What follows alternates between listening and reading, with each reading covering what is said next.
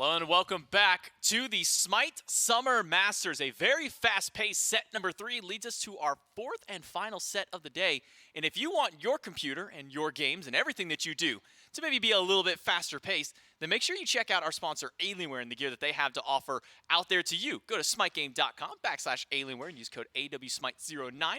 See the cool discount codes and offers that Alienware has for you. You get to check out the PCs that our pros are playing on and the SCC kids as they're here as well, playing in our studio, what our production and what we get to use here on the desk with these laptops, and check out all the great stuff that Alienware has. Follow them their socials at Alienware on Twitter and Instagram, and AlienwareArena.com for all the other great offers they have. Thank you so much to Alienware for coming back in Season 9 of the SMITE Pro League. I'm JMac, and I've got Trelly joining me on the desk for our fourth and final set of the day. Jade Dragons and Athenian Sages to square off.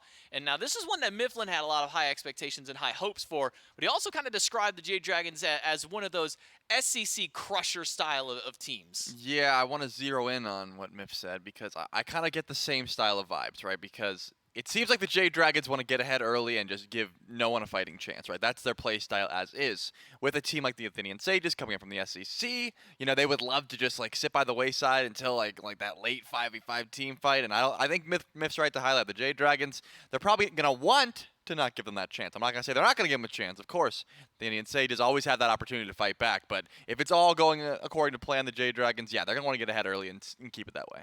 We're going to talk a little bit more about these teams in depth momentarily, but let's take a look at the schedule because you're tuning in now, as I said, to the fourth and final set of today, which is the Jade Dragons and the Sages. It's been nothing but 2-0s across the board for some of our SPL teams. A couple of close games here and there, one between the Leviathans and the Callan Wardens in that second game. The Valkyries keeping it even pretty well, at least for the early stages, with the with the Eldritch Hounds.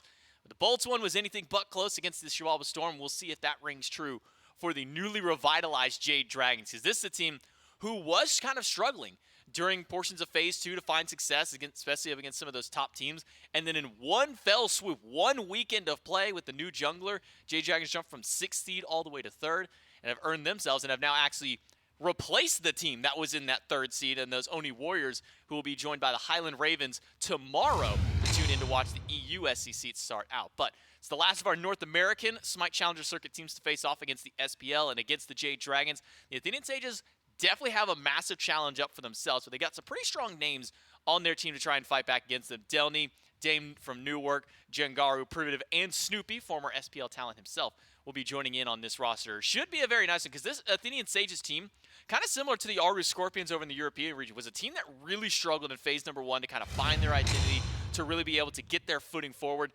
But now we're looking at 3rd, 4th place seed out of this team, and the Sages have been looking very good this phase. Is that how Dame prefers the name to be read? Dame from Newark? Dame from Newark. All right, gotcha. I actually never knew that. I've always just said Dame. I don't know if it is, but that's what I I thought you knew. I thought you were going. All right. Nope, that's just what I'm saying. All right, sounds like a plan. But Dame has been able to, you know, hard carry some of these games away because that's sort of the new style they've played. With the Athenian Sages going through so many different roster swaps throughout this whole phase, you know, trying to find the composition and then the team that actually worked for them. This one they've landed on, and I think this is the one that they've had the most success with. It's been, you know, a pleasure to watch. The team as a whole has been looking good, but Miff always highlights Priv, and I think Priv, one of the more mechanical players on the squad. Jangaru going through a role swap, but has been extremely dynamic through that mid lane. So definitely an exciting team, and I think you're right to highlight that the name recognition is certainly there. And now that this is the roster they finally settled on, they've been able to practice, building those sort of team chemistry that you would really love to see for an event like this. So it should be pretty interesting. Yeah, I've got to echo some of your sentiments over, at least with the dual lane for the Athenian Sages, and maybe we'll get to talk a little bit with the Athenian Sages. We have Mifflin standing by for a pregame interview with the team. Welcome, welcome, welcome. I'm sitting in here with the Athenian Sages. Not sitting, but they are the Athenian Sages. delnyy, have you ever seen the movie Breakfast Club? Yes, I have. Okay, so if you had to like classify each individual member of your team as like a jock or a cheerleader, or like, I don't know, like a goth or a freak or a delinquent, like who would be who? I think Dame would be goth. I'm Personally, goth? yeah. No, that one. Okay. Dame, big goth vibes over here, bud. And you were telling me just a moment ago you were nervous. What's up with that? I fell off my bike today. Like a motorcycle? No, like a real bike. Okay. And that made you nervous for this set against the Jade Dragons. My leg still hurt. Understood. I chose the wrong team to interview. Tell me about what it's like to be on a team with Dame. I heard he fell off his bike, like he's kind of, gangly, uncoordinated. Does that make you nervous for this match? I think, yeah, the goth guy falling off his bike and hurting his legs actually does make me nervous. Yeah. I mean, like, the goth downfall's got to start somewhere. So, coach of the team, if you had to give me, like, bookie odds, like, I don't know, like, is it 7-3 favored Sages, or, like, what? I think it's 10-1. But it has to be, like, up to 10, so it's, like, 9-1? Yeah. All right. 9-1 odds for the Athenian Sages. Privative, you're looking locked in right now, bud. Who do you think's going to be the weakness of the Jade Dragons you guys are looking to exploit? Cat. Maxime? Yeah, that's the one I want. That's fine. Aiming high for PandaCat's neck. You got to be tall to reach the head that bears the crown of the king or something like that. Snoopy. I feel like, you're one of the biggest names in the SEC right now. Do you feel like you get enough respect? Because I feel like all the discourse is like where people are talking about like Wooney Kim, like you think you're like on that level? No one's on the level of Wooney Kim, just to be clear. But I do think, people maybe underestimate me a little bit. I got the land experience. I got the, the drive, the tenacity, the heart to really come out here and take a few swings. I've beaten Mike before in a land setting coming from the minor leagues, and I'm hoping to, repeat that. Okay, so we got one guy aiming for PandaCat. We got one guy sleeping on Mike, and we got a whole community sleeping on Snoopy. This has been the Athenian Sages. I'm Mifflin. That's it. Thank you so much, Mifflin, for that interview, I guess. I mean, we did get some information we got some. at the very end. Apparently, at least delnyy thinks that Dame is a goth. Right. Dame fell off his bike on the way Check. here, so Yeah. hope that he's doing better. Not a lot of trust in the mid laner for the goth who fell off the bike.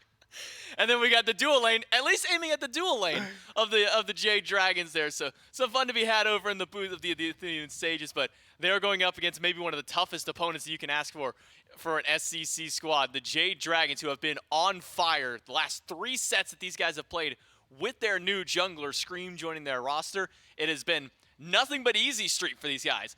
3 sets, 6 games, all 6 of them wins for the Jade Dragons. It's going to be a tough matchup for the Sages. Yeah, definitely a tough matchup, but I like the confidence from the interview. I really do believe that PandaCat is going to have some trouble coming his way. Like, there's going to be a lot of attention put towards that duo lane. Not something that I'm sure he's unused to. PandaCat has been a hard carry for this team, but finds himself, under a fair bit of pressure as the ADC. So not something that he won't be able to, deal with, but an interesting matchup nonetheless. I'm interested to see the picks and bans specifically. They've been playing so many different styles of characters with picking up Screammmmm. The jungle matchup has been extremely interesting just because things like the Tsukuyomi and the Naja picks that really we hadn't seen in quite some time and then have been sort of sprinkled in throughout even this tournament. We saw the Naja earlier today, so I'm excited just to see exactly where the Jade Dragons decide to go with a matchup like this, where of course they should be feeling confident, but also you want to be playing very clinical, very calculated SMITE.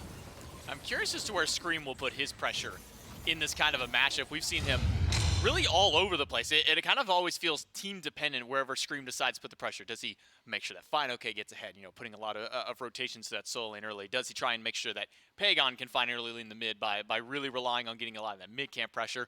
Or you just take a trip over to dual lane and make sure that Mike and PandaCat are sitting pretty in that lane. We'll have to see for the Jade Dragons jungler where he feels that the most pressure is necessary for this kind of a matchup. And for the Athenian Sages, I think the dual lane might be the one that you want to pay the most attention to. Oh, yeah. If you are a fan of the Athenian Sages, if you're a Jade Dragons fan trying to figure out maybe where you can kind of put that pressure over there.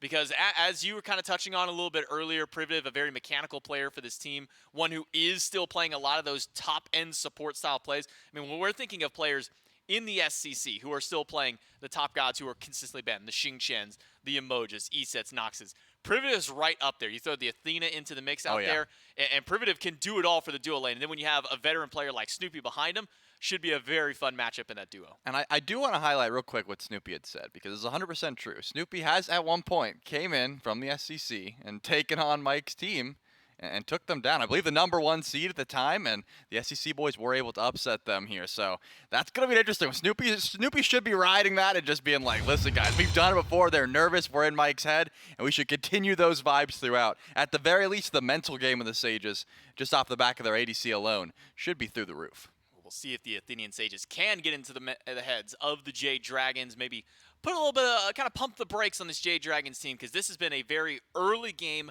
very aggressive Jade Dragons ever since Scream came through here, which is hard to believe because the Jade Dragons were already in an early and aggressive style of team composition when they had Sanford Soccer on the roster, but that just gets completely blown even further out of proportion whenever you throw Scream into the mix like here, a player who loves to get active from level 1, level 2. This guy is already in one of the enemy lanes trying to get a kill out there. Jade Dragons, name in the game for them has just been complete early pressure across the map. Get these Pyromancers as soon as they spawn, be on top of enemy Greater Scorpions, or just be in the enemy lane killing their opposition. Yeah, and I already highlighted that I'm interested about the Jade Dragons picks and bans, but I just really came to realize as we thought about this, Dame and Scream have a little bit of crossover in the God pool. The Kali, something that I think both of them prioritize a fair bit. So I'm wondering, how much that's going to come into play, right? Will the Sages try to value and say, hey, are we banning out Scream? Because in doing so, we're kind of banning out our own jungler. Or are we just going to be going, get the duo lane something, which is how the Sages usually play through. Picks and bans for game number 1 between the Athenian Sages and the Jade Dragons are underway. And I think you're right to also highlight a little bit about Dame, because he is a player who is not kind of the, and you don't want to call him necessarily like a one-trick pony kind of a thing, because there is a meta that does get established with junglers, and you want to make sure that you are picking the top of the cream of the crop every single time, the pick of the litter. If your Osiris is available, you grab him. Your Erlong Shens are up, which we haven't really been seeing a whole lot of either of those, at least this weekend. But I look back at the last few games that Dame has played. Last 6 games, he hasn't played the same god twice through, so a lot of diversity amongst the jungler of the Sages. We'll see if that gets put on display in this game. But as the picks and bans are already rolling through, Khepri, Yemoja, and Osiris for the SCC Athenian Sages, SPL talent of Jade Dragons, will ban away Eset, Nemesis, and Daji. So a little bit of focus kind of all across the board for both these teams. Yeah, definitely a smart bans throughout. I think a fair bit of homework done here. The Jade Dragons have went with just more generic bans, but I think all of these would come into play here to thwart some of that early aggression that you were discussing, and that will just be the instant Chernobog lock-in here for the Sages. This is a pick that Snoopy has always liked. He's played it in multiple different lanes when they were doing a bit of role swapping there, and he also has just been able to play it in that duo lane. Of course, whenever you're talking about a pick like Chernobog with such global presence, a lot of compositions come to mind. The Morgan, for example, that's something that always is going to be able to use that quite well. But the global presence and just the absolute lane rotations you have to keep in mind. Now, though, the Jade Dragons are just going to get fineokay King Arthur once again. If you guys haven't been watching the Jade Dragons and the Discordia follows, these are 2 picks that have been working very well for them. Is that 6 in a row? I'm going to pull this up real quick. I know 5 of the last, that's going to be 7 games in a row. Yeah. With this one that fineokay has played King Arthur. At what point do teams just ban it to make him play something else? I mean, when you can go 6 straight games, and let me just read off the KDA of all 6 of these. Go ahead. Or the KD at least. 5-0, 3-1, 4-1, 2-1, 1-1, and 3-2. Oh, 3-2. He was feeding that game. Yeah, he died twice compared to the other ones. But he also had 18 assists in that game, by the way. None of the other games had double-digit assists at that point. At what point do you just ban this god away so you see fineokay play something different? I mean, the unfortunate truth about fineokay on King Arthur is, yeah, it looks good, and yeah, it gets pressure, and yeah, it's annoying. But are you telling me fineokay can't do that exact thing on 3 other picks? I'm thinking that's probably the mindset for everyone who's up against this squad. If you're not taking the King Arthur this early on in the draft, maybe you ban it away in second wave, but you're not risking Yemoja, Khepri, or Osiris before that King Arthur. So I think that was the Sages' mindset there as we get to see the rest of these picks come through. The Lancelot followed by the Bellona. Usually when the Lancelot comes through, we like to think about the toss-up. We've seen it played in solo. We've seen it played in jungle. When the Bellona follows shortly after, that tells me immediately this is going to be, more often than not, the Lancelot in the jungle, which I have always liked just because the horse provides so much mobility. You're able to get to farm very quickly, and I think when you start the fight on the horse, the rest of the fight happens just so easily. So I think a strong pick there. And the Jade Dragons were able to get that Ymir, which notably a few of these picks do not appreciate. So fineokay had 6 games on King Arthur in a row. Now going to be 7.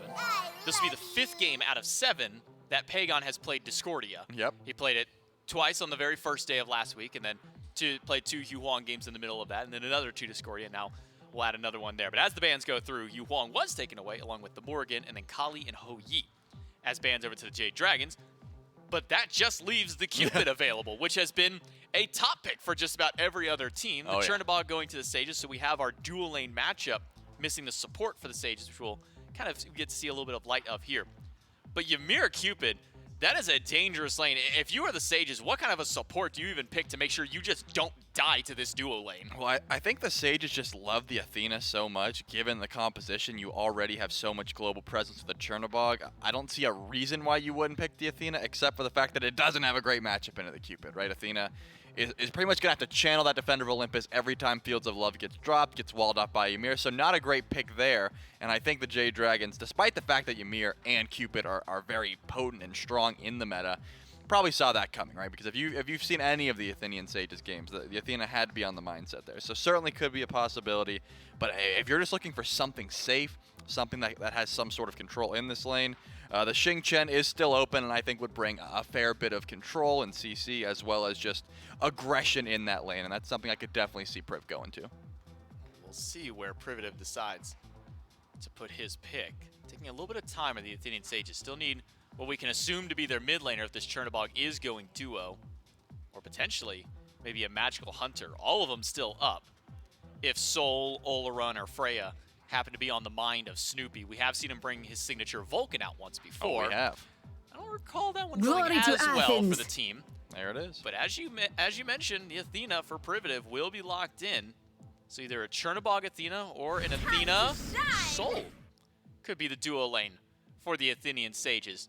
And that's one answer to getting past this Ymir wall, because unless you look across and see Ultimate from Bologna, Ultimate from Chernobog doesn't necessarily get you over the wall, just kind of gets you up and not to deal with the wall. Sol will at least be able to go through that one, and then Pele for the Jade Dragons. Charlie, kind of spell out the game plan for the Sages to deal with this composition. Well, if you are the Sages and you've done any amount of research here, Scream is going to get active on the Pele early. Maybe that's not even research. That's just like knowing how Scream plays, which is, that's what you got to expect. So A, you're trying to thwart the aggression of Scream. That's step one. Wherever this Pele is, you're either, counter-initiating, counter-ganking on the opposite side of the map, or you're putting a stop to that where you can. I already highlighted the fact that Athena doesn't have the best matchup into the Cupid Ymir, but I imagine Priv knew that before they locked this pick in, so that they're going to have to play around it. Use your global presence. They have Defender of Olympus, and they have the Chernobog Nightmare. They can go across the map whenever they need to, and they can bring two people across the map if they really need to. So, yeah, we'll have to see if they do try that out. So if you are, you see Scream in left lane, hey, two people fly over there, and or look for aggression on the opposite side of the map. Use this comp to your advantage. That's the best point I think this composition has, right? You have extremely tanky targets. If you can get some damage online for Lancelot, if you can have that shield up and things like that. You have three essential backline divers, and you have to play through them. So if they're able to split up the map like that, should be looking pretty solid, but you got to stop that early aggression from Scream. Man, it could be interesting to actually see the fact that at one point, if it is a 2v1 matchup, kind of going against the Sages, that, well, now, hey, we've got backup, not just in the Chernobog, which you've seen so many times make these kinds of very early rotations over, just to get those assists, maybe trying to help get a kill online. But you've also got an Athena in that back pocket as well to bring that support. So a 2v1 can instantly turn into a 3v2 or a 1v1. Well, now you got to fight against three members of the Athenian Sages. Early game seems to kind of be where they need to at least get through, because the Jade Dragons are a team that are going to want to hit the ground running. They're going to be slamming it as fast as they can, invading your buffs probably on second invade. Do you think the Sages have the tools to try and get through that early game? Yeah, they definitely have the tools. I just know it's not going to be easy, right? Because you got Scream, Discordia passive on, you can only assume would be fineokay in the early on this King Arthur. So the solo lane, I imagine you're just leaving alone. Like, there's just no way you're fighting into that. So look for pressure elsewhere. Play through that duo lane, and that's your best option. We'll see if the Athenian Sages can fight back against the Jade Dragons in game number one. We'll throw it over to Dimes and Goremizer for game one. Hey, thank you so much, J-Mac. We got Dimes, we got Gore, we got Doug, rounding out the final match of the day here, Smite Masters. Day number one, the Athenian Sages fighting into the Jade Dragons. Bit of a tall task for this SCC team fighting into the Dragons, who have looked near unstoppable in recent times. Yeah, this is a team that, especially specifically picking up Scream, like the last week, they just go 6-0 in the SPL. I mean, an absolute terror. They mentioned it on the desk. fineokay played the King Arthur the entire time, so I'm a little surprised that he was allowed to go back onto that. But look, when they're having the performance that they just had last week, and they talked about it like backliners. I know Barra had mentioned it at one point. that it's like, oh, is this the honeymoon phase? Is the team just like feeling good? And they kind of confirmed it. They just straight up said, yeah, you know, like, yeah, we're feeling good. Like, it was a fun change, good for them. Changes comms up, things like that. But at the same time, when you're peaking, if you're in your honeymoon phase at a big tournament like Masters, it feels like it's going to benefit for you. So maybe we'll see phase 3 differences and changes. But for right now, yeah, they've been dealt a hot hand, and they are absolutely loving it.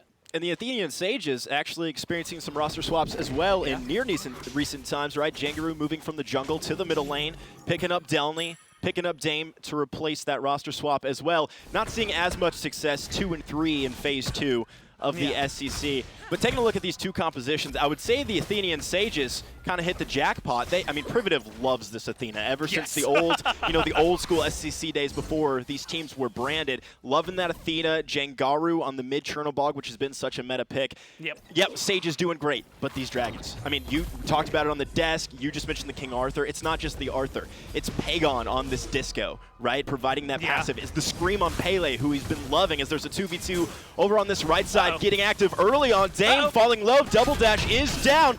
Scream knocked away, and fineokay with not enough follow-up, so Dame is going to escape with just a sliver of HP here pre-2 minutes.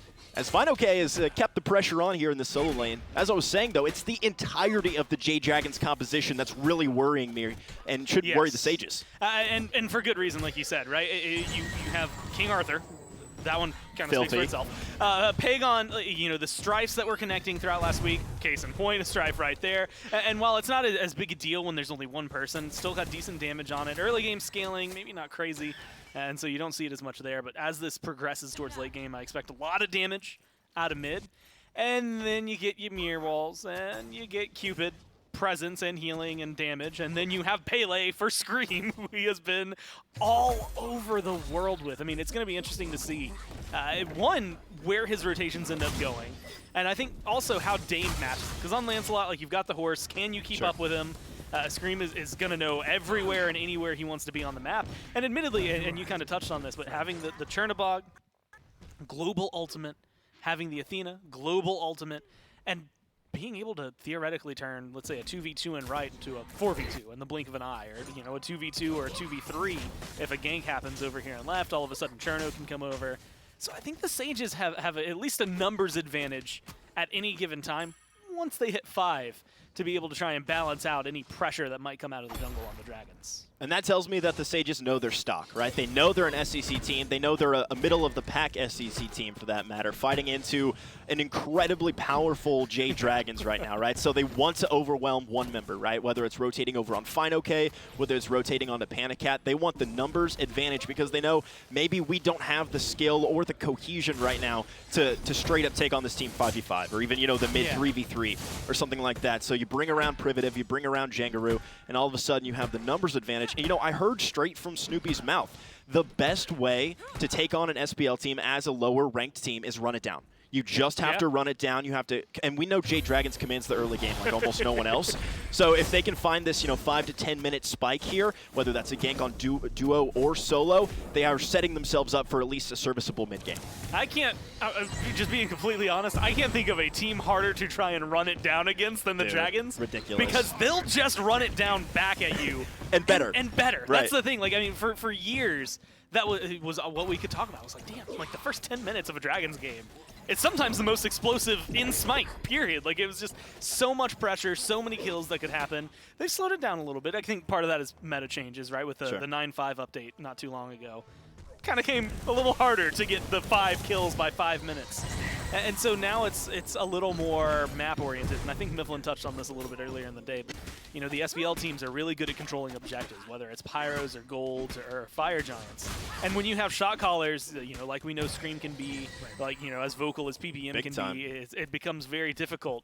And you have to make some really smart plays, because if you back at the wrong time at any point here, then that's just an objective gone. It could be super early. Maybe it's like a 7-minute Gold Fury, or maybe it's like a 16-minute Fire Giant. Anything like that could really change the pace of the game for the Dragons. So I think if the Sages can keep themselves heads up, they'll be fine. delnyy on this right side, defender of Olympus, channeled onto Screammmmm, who's falling rather low, is put in the dirt by Dame, who gets the first kill on the board for the Athenian Sages. And the SCC team strikes first. We were talking pre-5-minute aggression, control this early game. It's exactly what you want to see out of the jungler for the Sages. Luckily, fineokay still gets his blue buff, which again, maybe silver lining of all things to highlight there. Teleport up as well. I also think it's insane because, you know, Screammmmm, prior to joining the Dragons, was leading in the first blood throughout all of Phase 2. It was one of the like just strongest junglers in the league, and admittedly that doesn't get detracted because he got first blooded. But I've seen Screammmmm get first blooded more in the last week than I would argue the other 7 weeks of the Phase 2 for SBL. So I think impressive from every other team to be able to find him. Maybe that early game aggression, some early shot calls, only for first blood. Doesn't pay off for the Dragons. A little bit of an invade here from the Jade Dragons, trying to find some return aggression onto the Sages, charging in his Lancelot. Dame down onto Screammmmm, looking for a second kill onto the Dragons jungler. One more tick of damage is going to do it. delnyy picks it up. fineokay returns it right back onto Dame. Pressure is not over as here's Pegon from the middle lane, tosses out that apple, and finishes off Jangaru. A 2-for-1. The Jade Dragons answer back. Yeah, and it's one of those things. Feels good in a certain sense. You know, well, for the Dragons, it feels good. Right. You get Screammmmm, and I think shutting down Screammmmm, a second kill on him is good for the Sages, but you lose Dame, so you don't necessarily get this explosive experience gain. Then you lose Jangaru. And Jangaru just started trying to stack Transcendence, so now falling a little bit behind Pegon in terms of experience, going to be behind in stacks. Trans is going to take a little longer to come online. And then on top of all that, the Dragons still got that Scorpion, so they were successful on their invade to begin with, which means that you now have lost a kind of wave or two of enhanced buffs, whereas the Dragons are going to have an extra one, and they get the global experience, they get some global gold. Feels a little bit better for them overall, and again, that's a trade that, while I admire the Sages fighting over it, unfortunately, I think they just bite off a little bit too much, and that fight gets a little out of hand too quickly for them. A little slow here in the early goings of this one. A couple invades over on that right side, but this duo lane hasn't seen too much action from either the Sages or the Dragons. That might change right here as PBM is going to get dash taunted by Privative, does pull him in the shield wall. However, of course, level 6 Athena with just one item online, a barely stacked Thebes, barely going to do anything to the big lumbering ice giant that is PolarBearMike. Over on this left side, though, Snoopy so safe with that Disapparate, of course, and not too much potential. PolarBearMike really wants to make something happen on this left side. Not too much potential from Screammmmm. Of course, Pegon would have to make that rotation over as well. And PandaCat's happy to farm away. Cupid is such a great scaling hunter, great team fighter as well. Heartburn puts out so much damage. Rally here, says delnyy, on to Screammmmm. They really want to put this jungler in the ground from the Jade Dragons. 0-3 so far is Screammmmm, not even 10 minutes into this contest. Dame is forced out of the fight. delnyy with a killer wall as PBM locked into place. 3 members of the Jade Dragons surrounding the solo laner. delnyy finds the grayscale as well for the next 20 seconds. A 1-for-1, and just poor Screammmmm. I mean, if you're the Jade Dragons, is Screammmmm the target here, or just stepping out of place over and over? You know what? It's like 2 kills, it stepped out of place or something. 3 kills, they're trying to kill kill Fool me once, Screammmmm. shame on you. Fool me twice, right? It's just so funny to see. And I admire this, right? You go back to what Mifflin's interview, and Privet said, "Oh yeah, like we're shooting for PandaCat." Going for the king. Well, are you really going for PandaCat? Like at this point, like you said, Cupid more than fine to just hang back and farm. Same thing for Snoopy. I don't think we're going to see a lot of aggression over there because they're both pretty safe. But can you catch out Screammmmm? Pele? Yeah, absolutely. She either moves slightly faster, or you have to commit your ult for a disengage. So I think that it's a really good call to try and focus him down, keep Screammmmm from getting as active. The downside is, you know, and I would say if this was like the Scarabs roster playing with Screammmmm, that tended to kind of strip away a lot of the power of the team. Here, it just means that, okay, well now Pegon or fineokay or Mike or PandaCat are going to have to step up slightly, and every single one of those players I just named can do so. I mean, Mike, with some of these walls, that one against delnyy specifically, is just so good at setting up. Like, he will just force you to get the kill. He can't get it himself. And so I think it's going to be interesting to see how Screammmmm adapts to this, getting focused. I mean, he's still level parity with Dame, so he hasn't lost out on too much, even with those deaths, except maybe some gold that you can see in the itemization. PolarBearMike and Screammmmm moving over to this left-hand side to strip away the purple buff from Snoopy. And speaking of stepping up, 2-0-0 so far is Pegon on this Discordia, who is killer. come late game. I mean, once you get that god itemized out, you hit a multi-man strife into a big golden apple pop or something like that, or some unruly magic. I mean, total havoc being wrecked by that mid laner. How good does it feel if you're the Jade Dragons to get Pegon into an incredibly mechanically accurate player, already a lead, almost 2-level lead, as Jangaru has just ticked over to 10 recently on this mid laner. Yeah, that not only important to get him like this power spike, but like you said, like Warlock staff is about to be finished. At this point, he should be able to go back. I mean, he's been sacking for a while, farming for a while. I have to imagine he's got some good gold in his pocket to be able to just dump. Yeah, 2,900 in hand. So he's just going to get a tier 3 with this back. Make it 3K now. And so, yeah, now you have this really powerful mid laner who has been really strong in the meta, who has internal cooldown reduction, who has close enough to finishing straight up the stacks to get another power spike, plus now a staff of Mirrodin. And you're getting all of that power that I really think is going to funnel through mid. And like you said, late game, those strifes, the Discordant Magic, any of those is really going to just rip through a lot of the Sages. And when you're focusing down Scream, it kind of opens up the opportunity for Pegon to silently stand back and deal that damage. And so far, no one's been able to catch the Discordia out. And looking at the team that's going to be around him, I think it's going to get even harder late game. They've got a lot of hard bodies that are just going to step forward and really block him off. And it's even gone into the med early on, so matching what Mike has. So not only do they have, if they go for the same upgrade Mike did, cooldown reduction then while it's proccing, but a lot of healing that's just going to be coming out of nowhere for their team, and not a lot to deal with it on the other side. Taunt in there onto Pegon, who's not in too much trouble, as Dame was just a step behind their support player. Just past 11 minutes into this one, already a bit of a step away from the trouncing is the word I'm going to use to describe what the Olympus Bolts just did to the Shabolba Storm. Jade Dragons being a little bit more respectful, as Dame is going to be channeled on that Athena ult. A couple of members of the Athenian Sages surrounded by the Jade Dragons. Shards of ice are going to explode on the Pyromancer. Dame as well as Privative. Dame able to back away with half HP. Now the Jade Dragons have turned their full attention to this Pyromancer. They successfully take it down, and the Athenian Sages just not enough HP to re-engage. They're going to watch that one go for free. And this is where things, I think, start to get a little more out of hand. And it's more just objective play, right? Like, how present are you going to be, or when you're present at it, how well are you going to fight into the Dragons, and are you going to be able to match their rotations? More specifically, their power, right? They drop both of their meds there, so of course they have a lot of healing to really deal with the ults that come out from the other side. But global rotation from Jangaru and from Privative only matters if they can make some big kind of play or maybe change some of those numbers.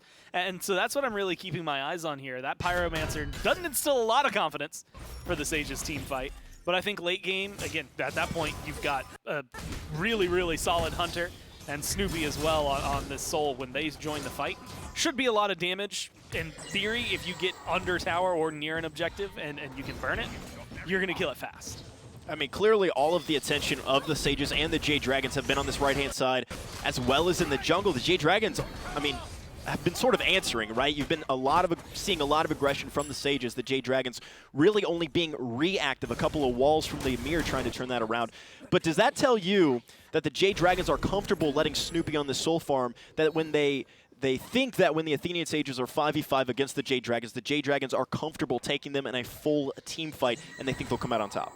I would say that the Dragons are going to be comfortable here, and I think that they're going to have to worry about that. Like 5-on-5s, I mean, you've got a little bit to deal with. I think having a giant Lancelot arena is going to actually kind of ruin a few of you and slow you down in the moment.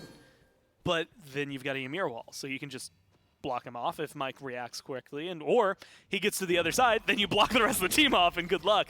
You're isolated. I think that the Sages can be a little more confident in it if they can stifle the gold that's growing for the Dragons, just because I think that, like you said, between Jangaru, between Snoopy, they've got a decent chunk of damage behind them to set plays up. They're going to have to work for it. Jade Dragons started this one off, but Pegon had it turned right back around on the mid laner for the Dragon's Head. In comes Privative onto Jangaru as well. Surging forward, fineokay, who made the rotation over from the solo lane. Privative caught between 3 members of the Dragons and falling quite low, able to dash away. Same thing goes for Scream. It's going to be a full reset from both of these squads, as delnyy is in no danger of falling here. So rotations from the solo laners doesn't really pay dividends in this middle lane, but meanwhile, Dame finds Scream lacking in the jungle, able to take that one down for free, dashes right over the wall on that horsey, and just picks up a free kill. 0-4 is Scream. And that was just like the one-on-one. Like that, there was no external assistance. That was good by Dame. And again, these are impressive kills to be able to pick up. The difference, and we harped on this a lot this year for the Valks, and I think that it's time that the Sages need to hear it as well. What are you going to do with this kill? Scream's still dead for 10 seconds. Put some pressure on the Fury. Force a fight from the Dragons. Because if you don't think you can win with this numbers advantage, then you're not really pushing anything. Go for invades, try to strip something away, but leverage anything while Scream is dead. I think that they've been doing a great job in the team fights. It's just finding those individual moments. But 2,000 gold, like it's not anything to cry over. They're not too far behind. I think this is actually a really good spot for the Sages to be in. Again, as long as they can just keep it around this point, plateau the Dragons, force themselves to go into a late game. This is actually, I'm going to admit for me, a surprising turn of events for them. I have to ask, though, Gore, how much of a setback is this Pele? I mean, still tied 13-13, right? Gold still in the advantage of the Jade Dragons, so clearly Scream not being set back. Would you say that the Athenian Sages targeting the jungler for the Dragons over and over and over and still not finding a real level advantage, right? 14-13 now, but that's what, half a level, quarter of a level, something insignificant. Could they have been putting those resources elsewhere to find more of a tangible lead? Because Scream is just absorbing all of this aggression and letting the rest of his team do whatever they want on the map. Yeah. It feels like a yes and a no, right? Sure. Like, yes, I think that they could have put that somewhere else. I mean, we saw how quickly Pegon's health bar dropped the last time they put any attention in mid. I think if you put a little more over there, it's probably a couple of deaths in that column instead. Sure. But is it as easy? You know, PandaCat has a good dash to get away. King Arthur's King Arthur, so he's usually going to stay alive. And then Mike, especially with a build like this, is going to survive pretty well. So it feels like Scream's the easiest one to catch out. Here we go. Snoopy pushed out a lane. 4 members of the Dragons on this Gold Fury. That's going down so fast. I'm not even sure the fields of love there were necessary. Dame is here, though. Grand Joust was used. PandaCat falling solo. Oh my God! Finds the kill onto Dame first, though. Snoopy turns it right around with that Radiant Burst. Pegon picks up Privative. Shards of Ice are going to slow down a few members of the Athenian Sages, and Scream is in danger of making it 0-5. Able to escape alongside the mid laner Pegon there, and delnyy is running it forward on fineokay. That's going to be an interesting wall. Maybe not the one Mike had planned. Should have a freeze up here soon. Nice 3-man too, yeah. That's going to pull this one back to ground zero here. They're perfectly fine with what they want. That is, I want to say, a really impressive return from the Sages. I think getting a single kill out of that feels good for them in the sense that they're able to find something in what felt like otherwise a massive loss that was going to be dealt to them. But oh my God, the damage from the Dragons, I have not seen that much. I mean, not just on the Fury. The Fury itself burned fast. Like you said, the Fields of Love might have been overkill, might not have even connected. It might have died before it could have popped. But the dive in from the Sages afterward, the control the Dragons had, and the burst. I mean, there is 1 or 2 steps away, maybe a taunt away, from PandaCat not dying there, and that just being an overwhelming victory for the Dragons. So I think that they showcased exactly what they could do, and most importantly from Scream. Again, still 0-4, the 4 assists, the ult during that fight, and the splash damage you get from the cone. That was a lot. I expect to see a lot more of that as the game continues. With the Pyromancer respawning here, expect some vision to come out on this neutral objective. Gold Fury's going to be down for quite a while now that it was just taken, and it just feels like a full reset, a bit of a lull in the action now, as I doubt the Jade Dragons are just going to rush down this Pyromancer. We saw what happens when they try to sneak a Gold Fury, you try to take it through brute force.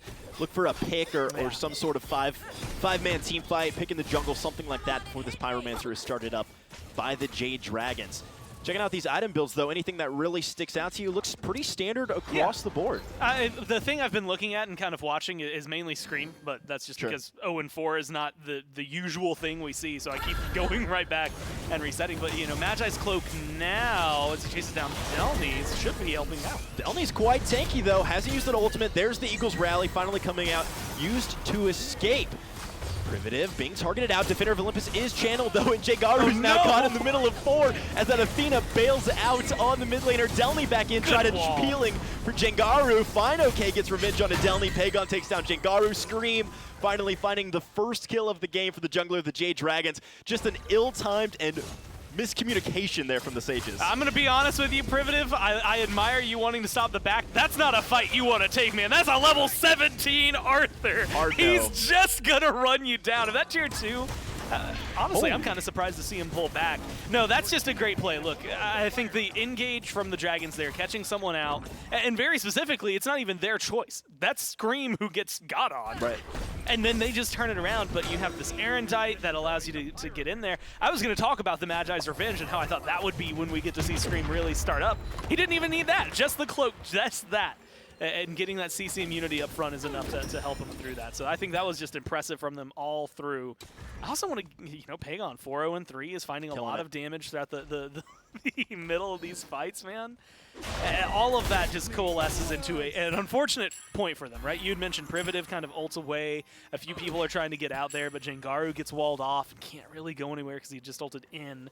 And I think that showcases where the Dragon's strengths are. I mean, Mike throws up a wall, and that just changes the pathing in the jungle. Now, all of a sudden, a Strife, guess what? It's the exact size of most of these paths. You're going to get caught out there. Same thing for any of the damage, really, on the side of the Dragons. And from there, I mean, we saw it burn fast, but they get a Fire Giant. Might have been one of the easiest ones they picked up because the fight prior, they just sweep through the Sages in a very astounding manner. And forcing Priv out the way that fineokay did just kind of reassured that there was nothing to fear.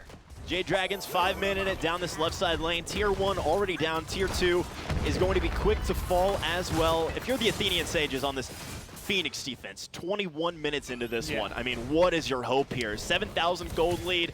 Who are you looking at to try to take this one down as the Jade Dragons hover around the Phoenix line? Honestly, and it's been a lot of, okay, maybe you can kill Screammmmm, get something done. I think you need to get to Pegon. I think Pegon right now is the biggest threat. Because not only is the highest level on the Dragons, they can hit 19 before anybody else, probably going to hit 20 before anybody else. But the kills, the damage numbers that are coming out, yeah, King Arthur's really high on the list. You're not going to kill him that easily. But the next up is this Discordia, and I think Pegon's just kind of free casting from behind Mike and from behind fineokay. Jade Dragons allowing this Trebuchet to move into Phoenix range before they begin their true siege. Look for a taunt from Privative to kick things off if the Jade Dragons aren't willing to do it themselves. Hovering now, Pegon would love to find an Unruly Magic over the wall to kick things off, chunk down a crucial member of the Jade Dragons, throws out that first ability, isn't able to find anybody. Privative taking a good amount of damage. Fields of Love are out, connects with multiple members of the Jade Dragons. There's the Apple as well. Screammmmm moving in. Privative already forced out. Snoopy falling low as well. Hasn't been involved in many team fights thus far. Jangaru finds the first kill of this engagement onto Screammmmm, so a member of the Jade Dragons drops with PandaCat, returning it right back around with the double. And now, look, it's just simple tracking Mark. Go ahead and grab Snoopy. He might go for more. Oh, Snoopy is not done. No shot. Privative and Jangaru forced back into the fountain as PandaCat just padding the damage stats. Now Jangaru does pick up fineokay, so the unkillable King Arthur is actually killable. Heads to the ground, and now Jade Dragons might have messed around a little bit too much and are finding out they have to back off. Yeah, honestly, I like the fact that they have to back off. I think that they go deep. Take a breath. Look, you get a lot of kills. A triple kill from Panda, well, he's a 1-1 going into that, and then immediately being able to pick up 3. I thought it was going to be even more. If they had managed to keep Jangaru and Privative away from the fountain, something like this would have happened in this position. I'm going to call that the unofficial Penta because they got the triple, then the double. I'll allow it. But, timers, things like that. He decided the whole team with a little bit of help. And while it might not be the end of the game for him, I think that the Dragons here can knock down those 2 towers. They get themselves a huge chunk of gold, so anyone that backs here is going to have a massive, massive power spike off of that. And they burn a lot of relics on the side of the Sages as well. You were talking about defense earlier. Now you're worried about fire minions on left. You're worried about relic count, not having beads on 3 people. Shell is down, Med is down, Aegis is down, so you're losing a lot there. And you still have to maintain under these Phoenixes. With, less than a minute, less than 2 seconds left on this power play. I don't think the Dragons are looking to jump in to the Phoenix line now, but your setup, if you're the Sages, into trying to fight the Fire Giant fight is, man, it's abysmal, Yeah, but it's it also might be your only chance, because I don't know if I like their defense at the Phoenix line. I mean, when you look about engagement, right, coming out of the Athenian Sages, Privative is pretty much your main engagement with that dash taunt, right? You go in, you taunt, but then you've used your movement ability. And you're there. And you're there in the middle of the Surrounded. Jade Dragons, who are just going to either knock you up with, that's fine, okay, right? Or Scream with the knockup as well. Pegon has so much CC built into that kit between the Strife and that Apple PolarBearMike with some of the best CC of a Guardian's kit, right? That freeze is just absolutely nasty. Or you can look to delnyy, to Eagles Rally in. But guess what? You've used your ability. You're in the middle of it's like there's no, everybody initiates the exact same way on the Athenian Sages, and the way they initiate, they just die. Yeah, and I mean, there's. I'm trying to think of like the silver lining. I You're know it's trying like my so- job. I'm trying I see to. your face. I'm working for it. But man, it's just like it's very much like you said. I think Mike, like this Ymir pick into this comp against the Sages. Ymir Cupid, man. It just hurt them so much, and it's that conversation. Well, it's like, well, what are the Dragons doing different than they did last week?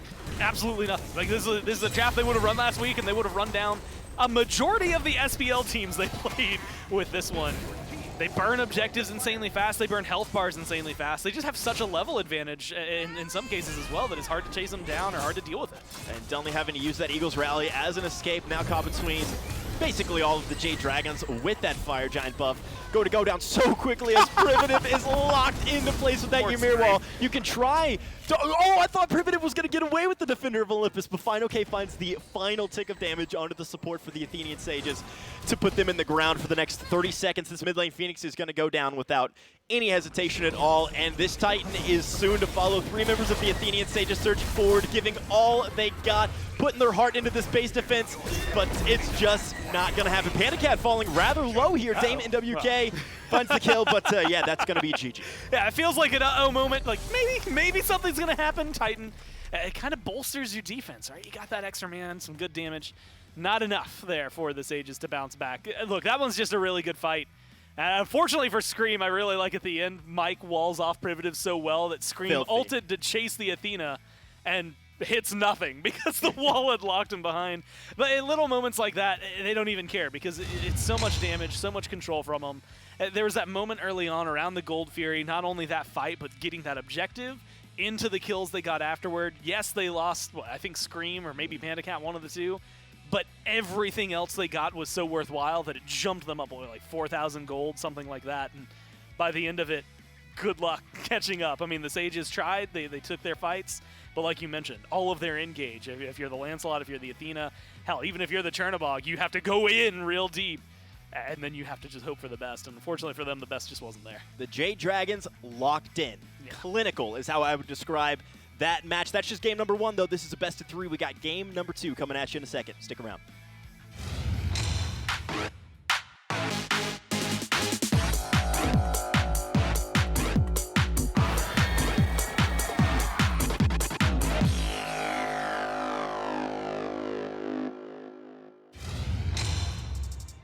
Wait.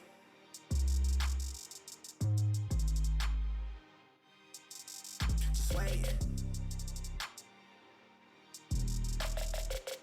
They claim they want beef like I ain't in it teed up. I turn them to vegan. I'm really a creature. She sent me the beacon. I beat it and flee it. They talk like these niggas won't beat me. They can't. I'm somewhere tucked off. I'm laid in the shade and I'm counting mine. Still ain't made it. I'm jaded. My latest, my greatest. I ain't ever caving. They see me. I'm him. I'm a gym in the soil. It's by the time. I've been after mine. I'm one with the culture. They more like a gimmick. I'm pushing the needle. I'm leaving the key in. It's running on me that I want me a foreign. I need them to see me. Yeah, I know it's my season. My family the reason I be who I'm being. I'm solid. Lately I'm pushing the needle forward to the people that knew me and traded sides. I'm up now, don't hit me to make it right. I'm at a dole, I've been taking mines. Get scared of the heights that I'm reaching for. Don't even know what you're reaching towards.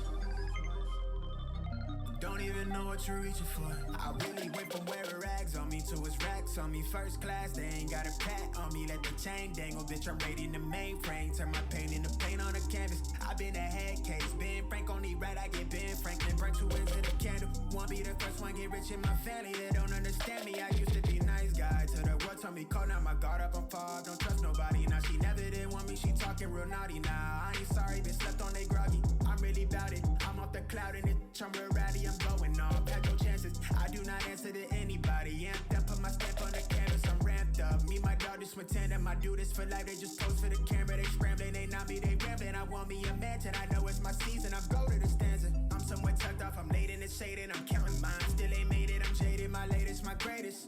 I'm solid. Lately, I'm pushing the needle forward to the people that knew me and traded sides. I'm up now, don't hit me to make it right. I'm at it, though, love been taking mines. Get scared of the heights that I'm reaching for. Don't even know what you're reaching towards. Don't even know what you're reaching for.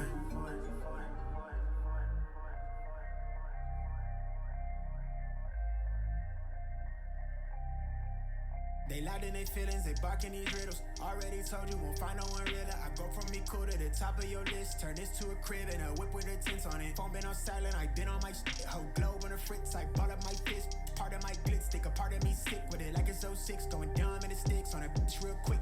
Fresh when I dress, take a look at my stitch. Think I lost my sense. Wood to the neck, I've been acting real different. Know I'm at your neck, I won't loosen my grip. Out in that stress, take a toll on my I've been on deck, let me save my peace, let me talk my Look, I'm so red at the flare, make you squint. I've been on edge, I've been living too quick. I can't get to sleep, knowing it's all in my reach. Know I've been living too fast. Look in my eyes and don't blink. Promise I ain't ever traded sides. Know that I'm not out here living right.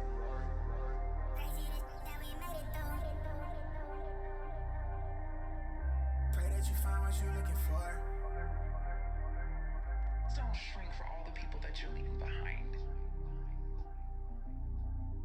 Grow because there are people who are waiting on you. The beauty of my own story is that I allow me to define myself.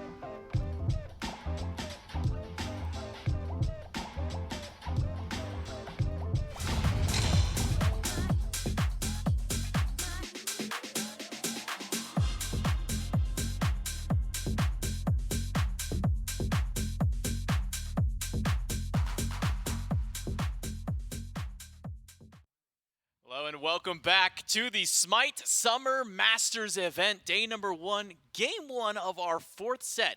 Goes over to the Jade Dragons. A very early few kills for the Athenian Sages up against Screammmmm, who unfortunately fell down to like an 0-4 at one point. He's kind of the sacrificial lamb of the Dragons, but because he was the sacrifice for the Dragons, everybody else on the team got to feast, and with that, the Jade Dragons are able to pull a nice and early lead over the Athenian Sages, and that eventually snowballs its way into a Game 1 victory. JMac and Trelly joining me on the desk, and our new friend, who we now named Pepper the Parrot, up in the back line, watching over us, watching over these games, and watching over this Jade Dragons win. Yeah, I think you highlighted it pretty well. It seemed like there was some fight back from the Sages for sure, but to me it looked like the Jade Dragons were having a little bit of, you know, I'm not going to say fun, but they were just dialing it back. They weren't going to go too hard. Screammmmm, of course, doing Scream things. He was going in and, you know, getting dove as he would. Lots of deaths, but also was getting active. And the rest of the team, you know, the stat lines sort of look for themselves. Like, I don't understand why PandaCat keeps getting to play the Cupid, Pegon keeps getting to play the Disco, and fineokay keeps getting to play the King Arthur. It hurts my brain thinking about it, but there are so many other picks that I guess you got to watch out for. There's just a lot of damage coming through from the Jade Dragons as this game went on. But it wasn't completely one-sided, as you highlighted. It's sort of, you know, it looked like the Sages were certainly in it up until that late game, and that's when, after that Fire Giant, it was just all Jade Dragons, right? Everything just came out jazzberry colored, and that's all they needed.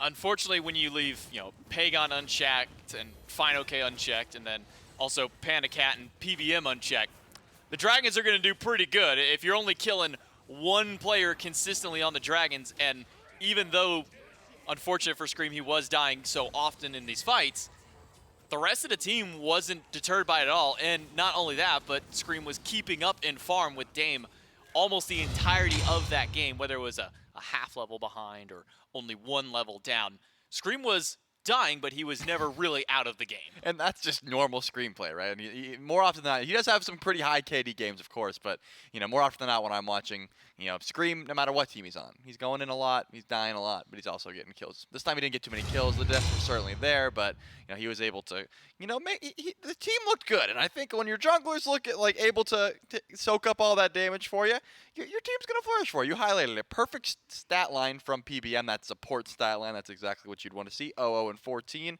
When the duo lane's coming out like that, I mean, the rest of the team's just gonna look real solid. Sheesh. 30k player damage out of fineokay on the King Arthur. I'm just gonna say it, man.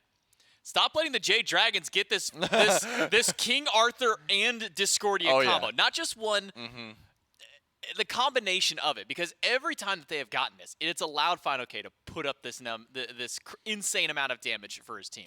Pegon's been left alone in mid lane, going essentially undeterred throughout the entirety of a game.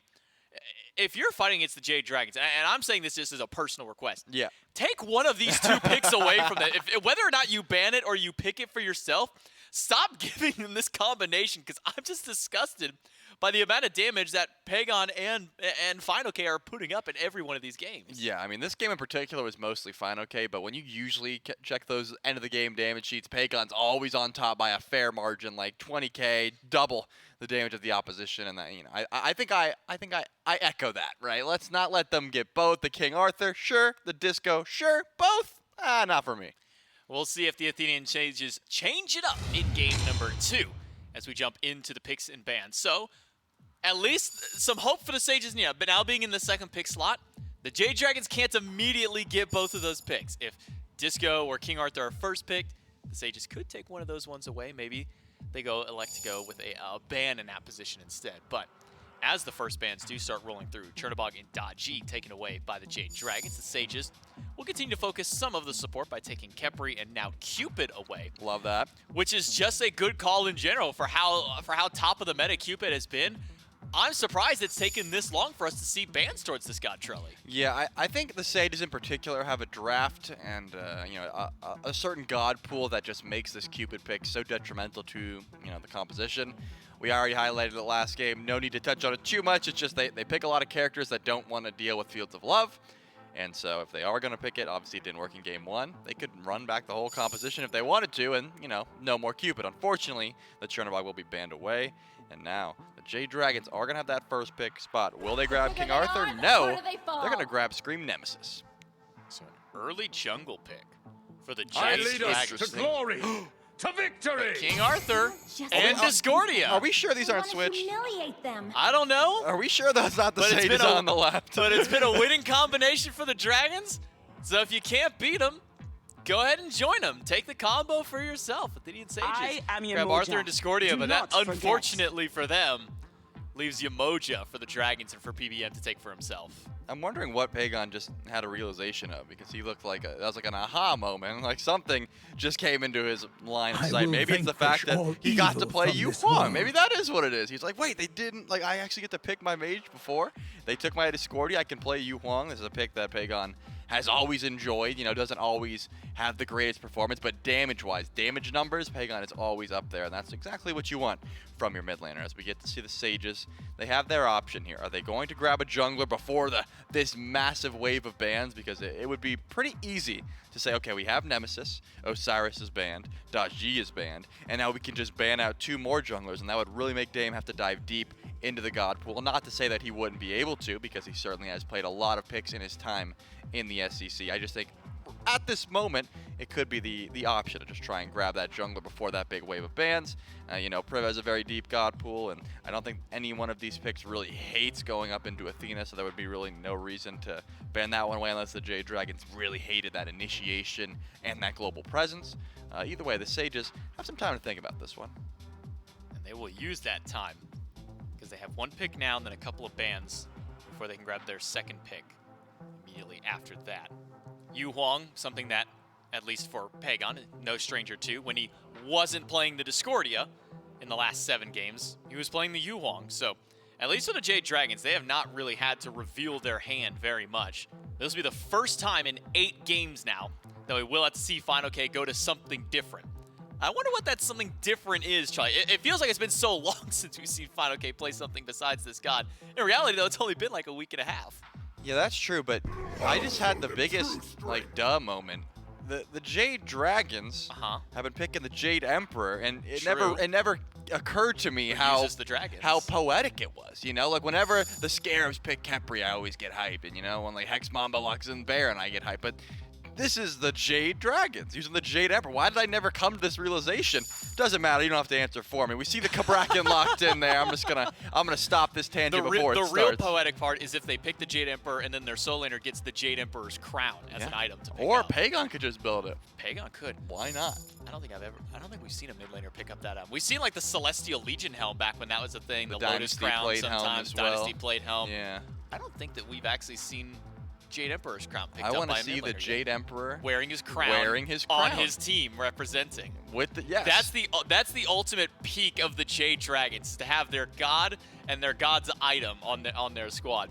But as far as the bans are concerned, the Kabrakan pick for the Athenian Sages, and then Bologna, Artio, and Lancelot being banned by the Dragons, taking a little bit of a shot at Dame from Newark over in the jungle this time around. One more ban still for the Jade Dragons, recognizing that the jungler may or may not have been picked up here, because this Kabrakan has been going over to the support role quite often. They will take a shot at Dame once again. That Susano has been a pick that he's gone to a couple of times in the past. Well, notably, that does leave that Kali open this time around. That could have been the option. And, you know, we haven't seen the Kabrakan jungle too much, but it also could be a possibility given the fact that the solo's already locked in. But given that, I think that really does cement this Kabrakan into the support role, and then the Rat over to jungle. So just an ADC for the Sages, saving that one for last.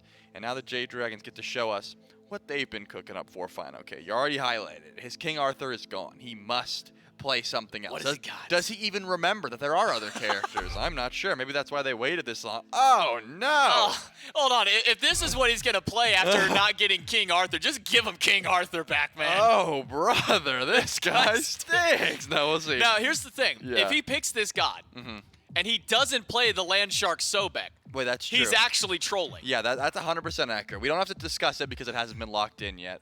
So once it does get locked in, thank goodness. All right, so that's way more fun. Yeah, 100%. Hey, I'll analyze the horse all day. We'll have to see if that is going to be. Oh, so you won't analyze the Sobek? No, I will once it gets locked in, but I can dip my toes in the water. You don't have to dip your toes about either of them. Thank goodness. This is what I was talking about during the last death segment. You were talking about how come people are letting King Arthur through, why is fineokay getting to play it so much?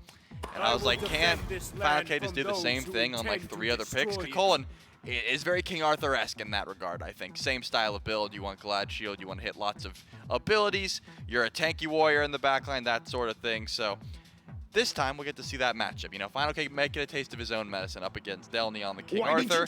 He'll finally get to see what he's been doing to all these other teams. And Danzaburou getting the last pick here for the Athenian Sages. That's going to be an interesting one. This is one of those picks that on release was really fun. Lots of, you know, the rocket being used to dive the backline was always a good time. Hasn't seen too much play as of recent. Pretty easy to body block. The stealth, you know, if you can keep track of which leaf he is, that escape gets vastly minimized. But I'm interested to see how this matchup goes into a Ho Yi. I'm sure Gormeister could be able to pull up the stat and check on this, but I believe this is our first time seeing Danzaburou in the SPL in Season 9 as a whole. Maybe at least for just this phase, because I can't recall a time that we have seen this Danzaburou locked in as of yet. So with this Danza, you highlight the stealth, the mobility he has with the rocket, tons of CC, but also can't forget about the fact that he has gotten a couple of buffs as of recent, specifically that second ability, getting a little bit more damage in the jungle to maybe help out some of that clear. So for the Athenian Sages, pretty strong composition, a very scrappy composition to say the least, which feels like it's right up the alley for a team that wants to fight against the Jade Dragons. Do you think that these Athenian Sages have what it takes to try and step up to the game with this comp that they've drafted? Yeah, they definitely, I like the word you use, scrappy. It does seem like a scrappy draft. They are trying to, you know, get just I think they have a lot of dive, you know. Cabrakan not one to go in and go out sort of thing. Sort of like Sylvanas, I always say that, right? Cabrakan's going to wall off and want to engage. And then once he does that, has no real way to disengage. He's hoping that the team is following up. Ratatosker, very similar. I think their engage is extremely streamlined. You know, you're hitting a rat dunk, you're throwing the apple, you know, Cabrakan walls, apple, you know, all of this off the back of King Arthur, who should have Discordia passive if, you know, delnyy is keeping up with that pressure. And then just being able to make the back line just have a terrible time. That's the idea. Up against Scream, you know, he's going to try to get active early, as he does last time. It didn't work the best for him himself, but the team was sitting just fine. So on this Nemesis, I think Rat is going to out-pressure early, as Rat should. And then we'll see if we're able to use this global presence to influence the team. So for this Ratatosker, for Dame out of the jungle on the Athenian Sages, maybe where's kind of the best place for this Ratatosker to try and make some of those early rotations? Do you sit in the duo lane and try and keep this Yu Huang down a little bit? Do you maybe make a rotation over to duo lane and keep PandaCat down? If you're the Athenian Sages, maybe where do you put some of that pressure, Trelly? I definitely think PandaCat is the target to try and take down, just because Hou-Yi, you know, has a pretty telegraphed leap, right? He goes up, he can choose where he wants to land, but Rat is always going to have an easy time to chase that down. And also not too survivable, right? This isn't like a Heimdall, this isn't a Jingwei. Once the dash is gone, the relics are gone, you have a pretty like linear engage. I would say duo lane's a great option. You can sit around mid and then you can just ult over. That's the benefit of having this global jungler and with the early pressure. So if it's me and I'm saying, Dame, hey, you need to get some early pressure, probably go to that duo lane and be a good spot. Now, one of the things we've been seeing a lot of develop in the last few weeks of the SPL meta has been jungler goes to solo, we fight for like totem 1 and totem 2, right, and then maybe go for some kills there. So that 2v2 between the Athenian Sages and the Jade Dragons, do you kind of have any favorite as to which way it might go? Yeah, I mean, if you're fighting at level 2 and everyone's, you know, completely even farm, when Kakolan transforms into that rage stance and you have a lot of different abilities to stun out the King Arthur dashes, you should be winning that trade, but there is plenty of room for outplay. Nemesis is not going to get the better end of Rat, so I think it's pretty even. So, you know, I'm not going to give it to either one. It just depends on how you play it. Well, before we do hop into the game, we do need to take ourselves a quick little break, so make sure to go to the bathroom, get some snacks, get some drinks. Snacks? I don't even know what I'm saying there. We're going to throw it to a break. We'll be right back.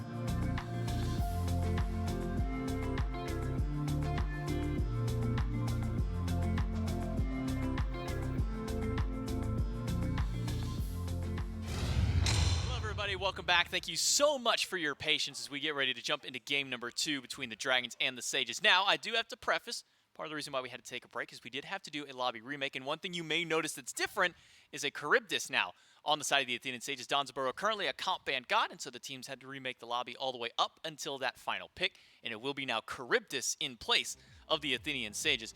Now, Charlie, that gives me a moment to kind of throw it back to you. You know, we had Donza Kabrakan, a very heavy CC and kill style of lane. Do you think that same level of pressure can come out when you throw a Charybdis into the mix? If anything, you gain a little bit more safety, and you lose a little bit more of that easy-to-gank nature that I was referring to in the body blocking the ultimate. But Charybdis, just the picture of safety, right? You have that get-out-of-jail-free card. You can use the Maw if you really need to get out of jail after you've used that ability. So there's plenty of room to run away, but there is still a ton of CC and follow-up if the ultimates are connecting. Not the easiest ult to land, though. So you do need some setup. I mean, when you're up against the Jade Dragons, you're not just going to hit a freehand Maw. Like, more often than not, you do need a little bit of setup for that. You certainly could. I'm not going to say that you won't. It's a possibility, but these players, they've been around the block for a while. Just like a freehand still ult isn't going to come every so often, same sort of style. But yeah, I think the, ADCs are ADCs for a reason. They do have that auto attack carry potential as the game goes on. Just a little bit more safety. So does that maybe then change a little bit of the pressure for Dame to maybe shy away from the duel a bit because some of that control and some of that kill pressure might be gone? Or on this Rattusker, do you maybe then still kind of put a little bit more leverage towards making sure this dueling gets shut down for the Dragons? Yeah, I'm going to be honest. I think no matter who you have on your team in that Hunter role, Hou-Yi is going to be your best option to gank, right? Because Rat just has such a linear engage. You're landing with the ult, either you're hitting it or Hou-Yi's jumping it immediately, then use a dash after and try to chase down. Your Hunter has to hit like 2 abilities and you should be able to confirm that kill, or at least get a relic. So I don't think that changes anything for Dame's plan. Should be as simple as possible, but they could have another plan in mind. I just think that's the best place to go to get some early pressure on this Rat. We'll have to see at least if Dame and the Athenian Sages can find some of that early pressure, because they're going to need to, at bare minimum, match what the Jade Dragons can do. They did it in game number 1, keeping Scream down. Can they repeat that and maybe find some more success? Or the Jade Dragons going to run away with it in a 2-0? Let's throw it over to Dimes and Goremizer one more time for game 2. After a suffocating game number 1, I would say, from the Jade Dragons, the Athenian Sages have made some massive compositional changes. Dimes, Gore, and Doug spectating for us. Although, from the reactions of the Jade Dragons, it kind of feels like the Athenian Sages are playing right into their hands, right? When you look at the Dragons comp, when you look at the Sages comp, let's start there, right? When you look at the Sages comp, you see the Disco, the King Arthur, the Rat, the Kabrakan, which has been incredibly meta lately, right? You think the Sages got exactly what they were looking for. But the Jade Dragons, when they first picked that Nemesis, they knew the Athenian Sages were going to respond with a King Arthur and a Discordia. So you can't help but think that maybe the Dragons were game planning this all along. Yeah, honestly, I think that this is something that they like you said, want to kind of deal with. Scream, specifically playing a Nemesis into the King Arthur, melts that tanky health bar. And that's kind of the big deal to me, is like, last time it was, hey, this guy's nigh unkillable, unless fineokay is literally diving your Phoenix in your face, and 3 or 4 of you on the Sages were looking at him. They could not deal with fineokay on that pick. Nemesis changes that. This King Arthur jumps in, and they just go, cool, and kill him. And I think that that's going to be, with Pegon's damage, admittedly, like, levels 1 through 3 really solid for the Yu Huang, and then kind of 12 plus from that point forward. Might be able to get hands on a little earlier than that, but really that 12 mark mid-game is where he starts to leverage that strength again. And then you get Mike in the mid 3v3, who might not be, like, the most damaging guy behind him, but in any circumstances here, you're going to have a lot of CC that comes for the team, and I think that opens up the Dragons to a lot of really big damage up against specifically the Kabrakan, but also that King Arthur. Panda and PBM already finding pressure, pushing back the Sages in this left lane. Before the King Arthur came around and fineokay started making his dollars on that pick, I always imagined fineokay as this cult. Right? So much control, lane pressure as well. You can transform, you have a second round of abilities. And then Pegon has recently played this Yu Huang incredibly well, as Privative has taken quite a few shots from this combination of the Hou-Yi and the Yamoja. This Jade Dragons comp just doesn't feel like it has any weaknesses in it. Panda's been playing the Hou-Yi forever. On the other side, a little concerned about this Privative on the Kabrakan. Privative loves to play these setup support style gods, right? The Athenas, the Gebs, the things that can create momentum for your team. This Bracken's a little bit more aggressive than that. Yeah, we like to use the phrase feast or famine, right? Where Right, it's like, sure. if he's eating good. If he's getting stuns, he's getting kills, getting good setup, then the rest of the team is going to flourish with Privative and things like that. And it's going to be, you know, trying to shut down PandaCat or Mike, or when the rotations come through, looking towards Pegon and Scream. Those stuns, the walls, very effective against most of them. So should be able to, theoretically, grab and lock down a lot of people. The downside is if you're going 0-3, your team also feels that, right? I mean, if you are not hitting these walls, if you're not getting a lot of pressure for your team, everybody is going to suffer from it. And yeah, it's going to be alleviated a little bit. I think that having the Ratatosker, having a Discordia, having a Charybdis keep you alive and engaged a little bit more, even if you're not doing well, you know, in as Privative's case, then you're going to have something going well for you elsewhere. PandaCat getting chunked down quite low by the Sages. A good stun there from PolarBearMike is going to dissuade any more aggression from that Chaos squad. A back and forth here in the dual lane as Privative once more around this purple buff. Blinks in, is stunned out by PolarBearMike. PandaCat is the target though. Trimble comes out and is immediately canceled by this fat Loki. PolarBearMike secures the buff for his Hunter. Picks it up. Good farm, right? I think at this point. And more or less making it so that Privative's engagement's kind of useless. Yeah, blink down, right? I think a lot of good damage and like you said, blink down. And so I think good presence on the map, but not exactly what you want to see. They don't necessarily lose anything for it either. I think Priv is going to be a little bit of experience behind Mike just because Mike got the purple buff, but then he goes and gets his own. So at the end of the day, it's going to level itself out pretty okay for both sides. But it does showcase that some of that pressure. I mean, normally you see Hou-Yi, and you know, during the Ichaival meta, I think it was very strong. So hold that thought, Delny's in trouble. Yeah, Delny's falling below half HP. Some of that shield from the Nemesis reflecting damage back onto the King Arthur, but it's a King Arthur at the end of the day, right? So you have what, 19,000 movement abilities plus your auto attacks that get you out of danger as well. So Nemesis dash down, no problem there for Delny, as that Totem of Q is being confirmed as well. But you were saying about this Hou-Yi. Yeah, so normally, and I was used to this not too long ago, right? Seeing the Ichaival come through, picks like that being incredibly strong, and instead you're finding him more than likely going for the, Transcendence again, it seems like, for the start. So not too uncommon, but as a boxer, you don't need the Ichaival. That was just something that was really strong at the time. You still have Mark of the Golden Crow, which just says, hey, I'm going to beat you harder than you can beat me. Up into this Cosmic Tree goes Dame, looking for something on the right side. Isn't able to find the connection with Delny, falling quite low there, so just slams on back down. That's going to be on cooldown for a little bit. Yeah. So Dame losing that gank potential for just a second. I'm not sure it was spotted out or called out by anybody from the Jade Dragons, so still playing like the pressure is there out of the jungle. PandaCat's hit level 5, and when you talk power spikes, Hou-Yi has one of the best level 5 power spikes in the game once that ultimate is online. The Sunbreaker combined with the Marker of the Golden Crow and the stun from the Ricochet, priceless. Yeah, honestly, I think that's one, you know, again, mentioning the 1v1. Yep. It's something that's incredibly powerful there, but even around Gold Fury, like just dropping the suns and having that big burst of damage is so helpful for you. The good news, again here, is for Snoopy, and this time around it's that you have a Whirlpool form that just gets you out of there quick. Jangaru is out of danger as well. Pegon couldn't connect with those dueling dragons. Scream is able to dash out of danger as well. Cultivating Dow does connect on a Dame, who pushes forward aggressively. Here's Privative locking in Scream in those Cabrakan walls. The Trimble is out, but no follow-up. The rest of the Athenian Sages just abandoning their support with that engagement. And honestly, I think a good call there, right? Like, get out of there, make sure that, like, if someone's going to go down at first blood, Privative is such an easy mark to just leave behind.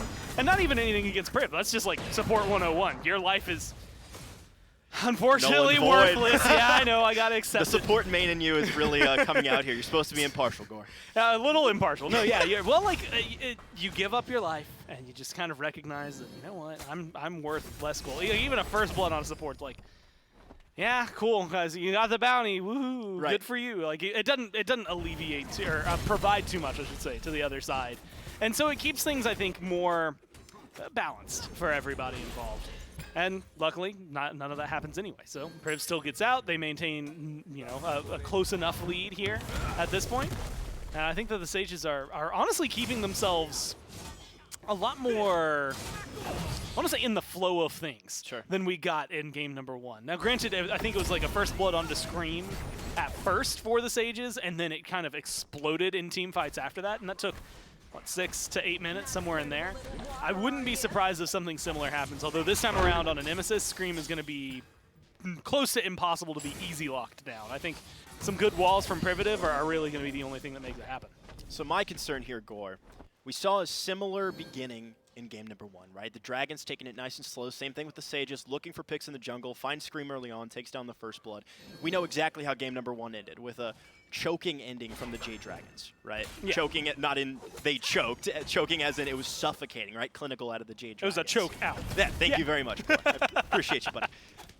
So concerned about this slow beginning having the same outcome for the Athenian Sages. Was that outcome of the first game, rather, was that a compositional based outcome, or was that more of a team style based outcome, right? Is the same early game going to repeat itself? I think a little bit of column A, a little bit of column B, right? Where, like, I think team style assisted that outcome, but compositional, it definitely made it happen, right? Look at the Dragons comp. Nemesis, you know, you can talk about getting hands-on pretty early, and it can happen. Speaking of which, PandaCat is in trouble. PandaCat dropping those Suns quite early into the whirlpool. Goes Snoopy, who's falling low as well. Screammm finds Jangaru in the middle lane to kick things off here. Snoopy returns the kill onto Panda, and PBM finds Snoopy in return.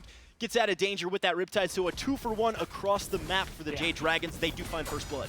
Lose Panda, though, right? So, you know, a little bit of a balancing act. First blood's pretty big deal, though, and they kill off. You know, you blanket statement, it's ADC for ADC. Yep. Feels pretty good. Carry for carry, you're not going to be too hung up about it. But losing your mid laner as well, and first blood going on to Screammm, that is where things will get complicated for you. Now all of a sudden Screammm has a little bit of extra gold, a little bit of extra experience, and feels stronger than Dame. And that's what I was just going into, was this conversation about how, you know, Nemesis, like, you can fight early on, but you're maybe not known as, like, the most strength assassin that's going to be out there. But as this game scales, and you know, Yu Huang in a couple of levels, plus the Nemesis, late game you've got a Kukulkan and a Hou Yi, like, I think the Dragons win harder late game than they do right now. Meanwhile, you know, Rat, you've got Bracken, like, I want the Sages to fight now. And admittedly, I think they're trying and doing their best to set these up, but it's just coming shy, and a lot of that is just play on the Dragons side, right? Good stuns from Mike, good walls in that River's Rebuke, good suns from PandaCat, and whatever the hell happened in mid ended up making it look so good. I think that all of it just ends up balancing pretty well for them. And that's an unfortunate side effect. I mean, I think if they get ahead, and you're talking, you know, maybe 3K, 15 minutes, that's about where they were last game, that's going to be even more difficult, I think, for the Sages to come back than it was in game number 1. Privative lurking on this left side here after Snoopy took a big hit there from PandaCat. I think one more of those combos is going to drop Snoopy straight up into the ground as both of these teams are hovering, just kind of resetting a little bit. PandaCat has to back off as Privative works their way into the left lane here. Man, I got to tell you, this is what, the 4th set that we've seen Screammm play with the Jade Dragons now. It's so fun to watch Screammm on a team that can rally around him and support him maybe a little bit more effectively than the Scarabs, right? On the Scarabs, like you said, feast or famine, I would say volatile, right? If Screammm popped off, the rest of his team was going to follow. Yeah. If Screammm took an early deficit, maybe that's curtains for the Scarabs. But on this team, and we saw it in game number 1, right? Screammm was focused out 0-4, allowing the rest of his team to step up around him and just stayed even. From behind, Screammm is going to be good. From ahead, Screammm is going to be great. Now he has a 1-0 kill lead, and he charges into mid lane. Jangaru is on the receiving end of another kill from Screammm. And look, he's going to get knocked up here. I don't think there's any more fight from Dame after that. Maybe, if that tower gets an extra shot. But I think that this goes along with exactly what you said. At 0-4, Screammm was slightly behind, and it slowed down gank potential. Yep.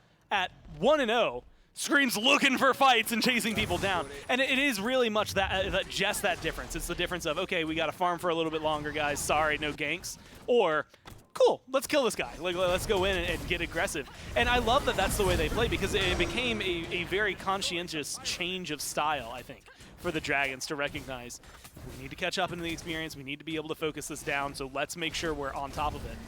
And being able to make that shift has been dynamic and been fluid for them in the SPL, and obviously here as well. They get that kill. They get themselves a Pyromancer as well, so being able to push things up. Luckily, it's not like the end of the world for them. They good clap backs from the Sages, but we're getting close to that mark that's going to be trouble. Now Privative's locked in those waters, but throws out some walls of their own. Trapped between 3 members of the Dragons. There is no shot. Privative makes it out of this one. Pegon originally caught out there, turned it right back around. Yeah, and that's like the glory of Yu Huang, right? Just like sometimes, yeah, you can just say, cool, I'm up in the air and now. you can't kill me. And, oh, by the way, what was the appointment? Yeah, my team's here now. So, like, we're Slam good. Like, back down. we could go ahead and continue this. And, yeah, you get a little bit of damage out of it, but also you've got lockdown. You've got a root. Scream's got a slow. Mike's got a stun. Panda's got a stun. And that's ignoring fineokay only because he hasn't been in the team fights yet. But then he's got a knock-up. And so there's a lot, I think, of power in terms of CC for the Dragons that is going to cause trouble for the Sages. Spooky. It's not Spooky. Snoopy. Spooky's a caster. Yeah. Snoopy almost hit with that Moonstrike over the wall, is able to avoid it there. Riptide does lock the ADC into place, who's bounced back in. I thought that was going to be something awesome, but PandaCat, no return there. As Pegon has been forcing that Celestial Flight once again, but I think they've just baited Damon, who's forced onto that tree. Woo! Just avoiding the Phoenix Fire there, slams right back down, is essentially TKO'd back to base. Yeah, it's a good TKO. They wish they could have gotten the KO. Get him off the one map. more auto, yeah, that would have been just perfect for Scream. But it goes to show, once again, just the power, I think, of this comp that the Dragons have and how difficult it is to try and beat them. PandaCat didn't even have a shot there. Snoopy picks up the 1v1, but Scream is here to get revenge for their ADC. Privative rotates in a little bit too late. So Snoopy with a straight-up 1v1 over Panda, you got to be feeling yourself if you're Snoop. Yeah, I'm going to give him a lot of credit. I didn't think that was going to happen. I thought that, I was like, yeah. okay, he's going to come out of Whirlpool, Panda's going to hit his stun, he's in the suns, Right. he's going to die. Very boring, very bland, very standard, right? Like, Sure. But being able to get the damage was huge. Privative lurking around this Gold Fury. Jade Dragons are able to secure it, and now Privative is without a prayer against 3 members of the Jade Dragons. Will fall very shortly, so ill-advised steal attempt there out of the support from the Sages. Yeah, I think, like, you're going to lose your life. I honestly like that play. Like, Yeah, it's you're one of behind. those, you're going to, like, your team's losing. You're down 4 kills, which it doesn't seem like too much, but it's a lot more gold and a lot more experience than that. You, I think for Privative, it's going to put you even further behind. You're already 2 levels down on Mike, but you got to be there or your team has to have something to rally behind. It's a little bit of column A and B, right? It's a good play if you get that steal and you die anyway. It's a bad play when you're in there and you die and you don't get the steal. Again, not worth too much as a lone Cabrakan, so I don't think it's the end of the world for them. And I think at this point, again, I'm looking for small wins and any wins if I'm the Sages, so that would have been a big deal if he could have done it. Dane came in for the steal, but is forced into the ultimate just to escape the rage of fineokay on the Skakolan, who was actually able to secure that blue buff as well. PolarBearMike has made the rotation over to the solo lane. Speaking of the solo lane, this King Arthur and this Skakolan have been boxing back and forth now for just over 14 minutes. What time do you think these 2 solo laners are going to start rotating to major team fights? I think in the next 2 or 3, so around like 15, 16 minutes, the next big fight for the Dragons, we'll definitely have fineokay, which is then going to force delny's hand to really be in there. Sure. It should be because, you know, now you're looking at the lay of the land. Pyromancer's going to be coming up next, so that's probably the next big point of contention for the Dragons. And with no Fury on left, unless it's a fight for Panda's or Snoopy's life, I would put more money on it being a huge right side focus. And then it comes down to team fight impact and how big these 2 can get, because we've seen King Arthur versus Skakolan enough times that it got memed so heavily last year. Oh, yeah. And deservedly so, because it was just like, okay, cool, they're not worth banning, but Right. they're also The worth next picking. best thing. Yeah, they're the best thing that you can grab, Sure. so it's a big deal. And Privative blinks directly into that Sunbreaker. Scream is in the right lane as well, jumping in quite aggressively as PandaCat onto Privative. Scream is not letting this one up on Snoopy. Shield able to be used. Slice and Dice picks up the kill on the ADC. Athenian Sages down 1 member for the next 34, 33, 32 seconds. Might have been one of the most aggressive plays that I've seen. Panda jumping in. When a Ho-Yi jumps in, all fear is gone, man. He's in there now, and there's no changing it. And I think that's just a good signifier for where the Dragons' mentality is at. Yep. They split the 2 apart. Scream knows that he can dive that tier 1 tower, doesn't have a problem. Has the Erendite, has a Magi's Revenge. Anything that hits him is going to give him some movement speed towards somebody. And then on the other side, with Privative forced away, either PandaCat, you fight him and PandaCat wins, or you don't fight him and they get the kill anyway. Well, Panda's already used the dive bomb aggressively. Here comes Dame. It's Aegis out. Privative is right here for support as well. Dame almost falling to PandaCat. One more shot will do it. PandaCat takes out the would-be ganker. Actually falls to the ground now. Privative is the next target. PandaCat being stunned out there. Mark of the Golden Crow has been applied to the bracket, and now it's a game of Ring Around the Rosie. Yeah, this is one of the worst places to try and find a Hou Yi. There's a lot of walls, and there's a lot of bouncing. Snoop. I like where Snoopy's mind was at. If Privative keeps them engaged, then that probably goes a little better on their side. They get PandaCat, shut them down to 2 and 3. And make things a little easier, but no, they're not even close for trying to find that one. Honestly, Scream would be a nice bounty to be able to pick up, but with only 2 kills on the side of the Sages, both of them being on the Panda, feels like that one might be a long shot. Look, double dashes, you got a shield, and the right instances, you've got a Yamoja kind of pocketing you to keep you alive. Plus, you've got this Magi's Revenge, so now you've got your own beats plus an extra form of CC immunity in kit. That is just going to make things incredibly difficult, I think, to lock this Nemesis down. So we might be starting to see, and maybe already have seen, the last kill, maybe 2 more, I feel like, in the Sages if they start getting these fights. Massive if they can change it. Again, you know, Dame's engage, delny's engage, and the control they can have in the middle of a team fight is great.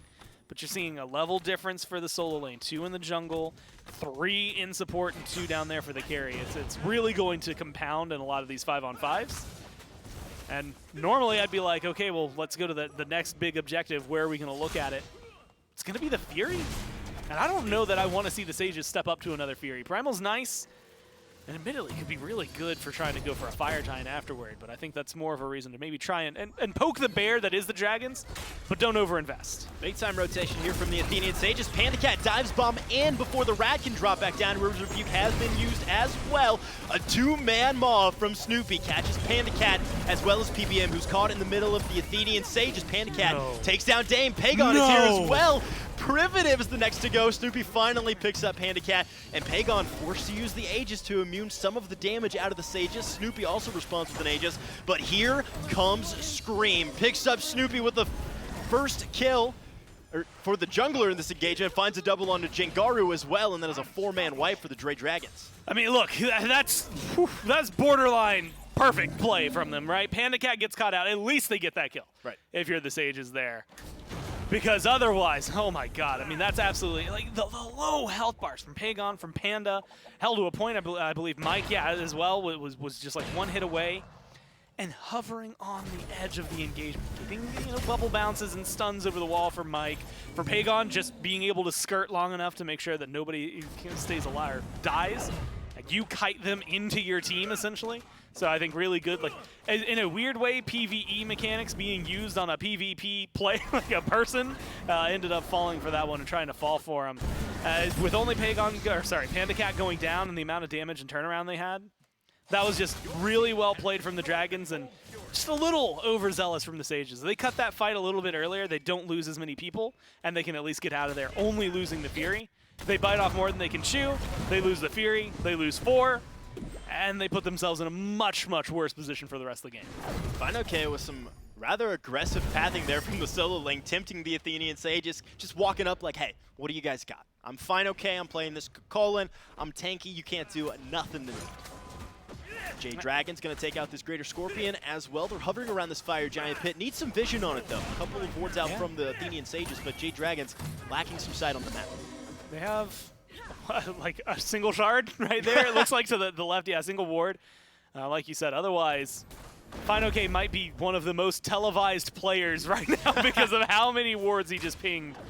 And this is where things get really interesting, especially if they can try to take him down, but look how tanky he is. fineokay knows exactly what they're doing, trying to bait the Athenian Sages in, allowing the Jade Dragons to move into position. Snoopy using that Whirlpool ability defensively so early in the fight is crucial as fineokay finds a 3-man knockup. Sunbreakers, Sun raining down as delnyy tries to escape the clutches of the Jade Dragons. Jangaru dropping so low, Ricochet not able to pick up the kill onto the mid laner for the Athenian Sages, and it is a full reset. The Jade Dragons gathering it together as a full-man squad. The Athenian Sages forced out of the Fire Giant pit. That feels like one of those Fire Giant fights that's a win without being a huge win, right? Sure, like you don't get any kills, but you still have enough pressure. You can start it up, and if they come in, you just kill them then. And Scream is here at full HP as well. Dive Bomb used defensively this time by PandaCat. delnyy is spinning away as the King Arthur. Scream blinks in. Snoopy caught by a great Riptide from the Yamoja. Whirlpool's out. fineokay moving forward on the defenseless Hunter now. PandaCat finds Privative to kick off this engagement. And just now escaping is PolarBearMike. Yeah, and look, might be able to get a kill on the Snoopy here.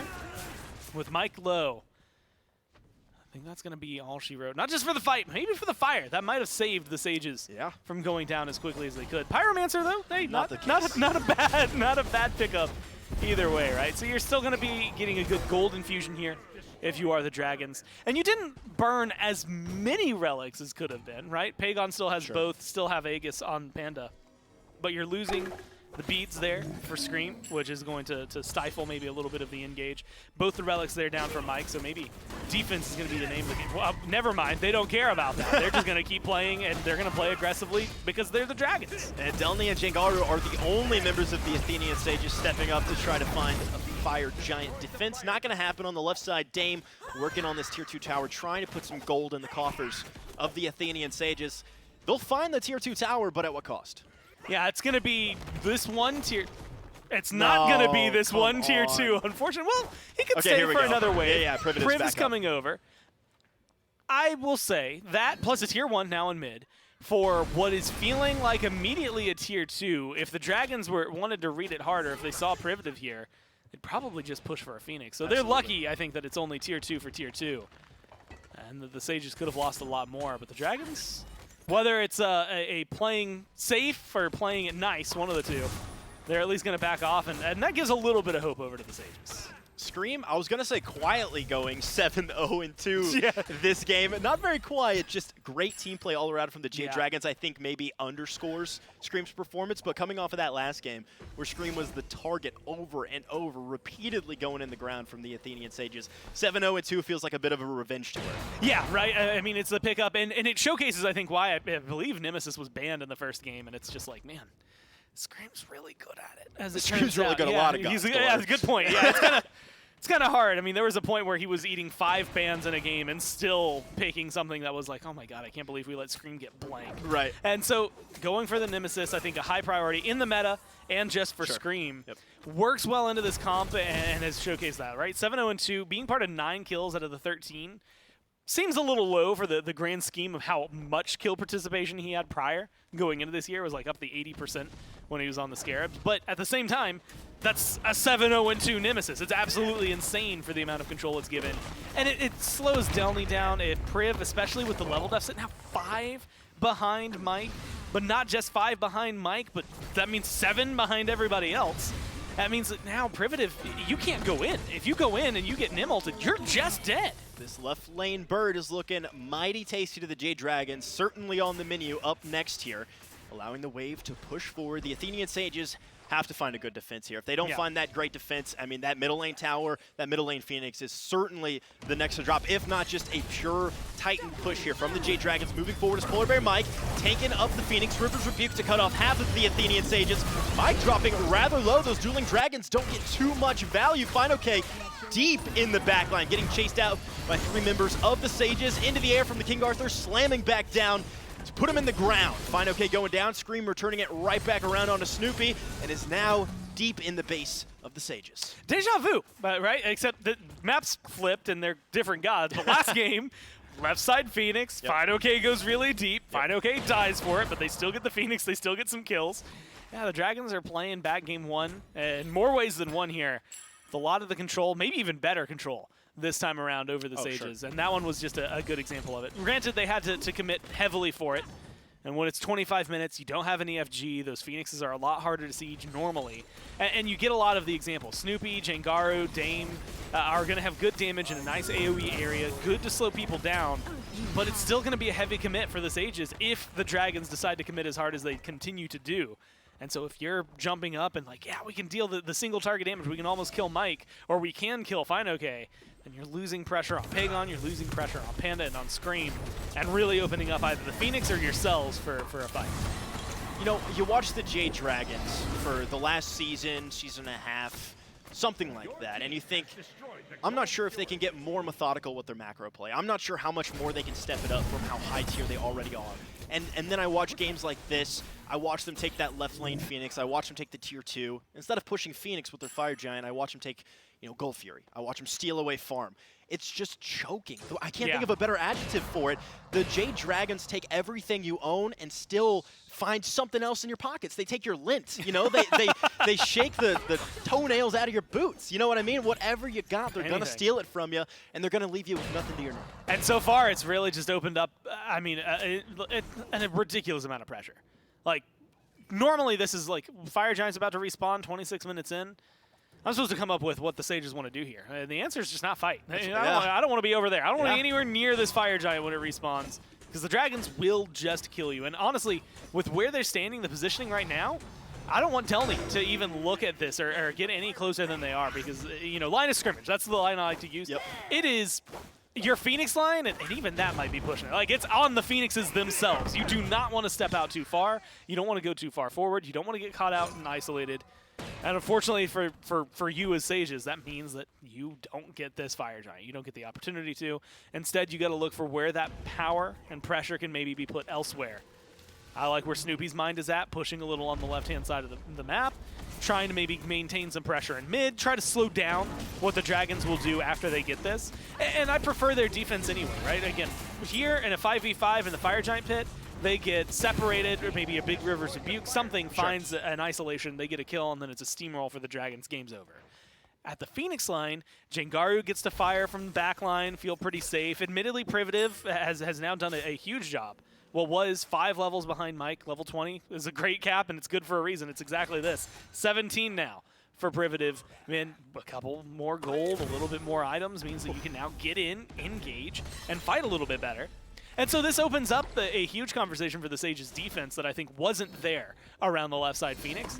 And it's going to slow down at least the right side, maybe mid, depending on how this goes. You say the Sages backline can free cast, but I see 2 blinks on the table for the Jade Dragons. And fineokay's positioning. And fineokay is looking mighty starved. He is looking for some backliner to demolish. Dame is forced out early. Suns are dropping down. Privative already at half HP. The Dueling Dragons connect, and Scream puts the finishing touches on that kill, picks up a double for themselves, taking down delnyy, taking down Snoopy, a triple for Scream. PandaCat finds one more just to cap off that Immortal, and why not a quadruple for Scream as the Jade Dragons take this set with a 2-0 over the Sages. Yeah, I mean, come on, that's just the way Filthy. They wanted that to go.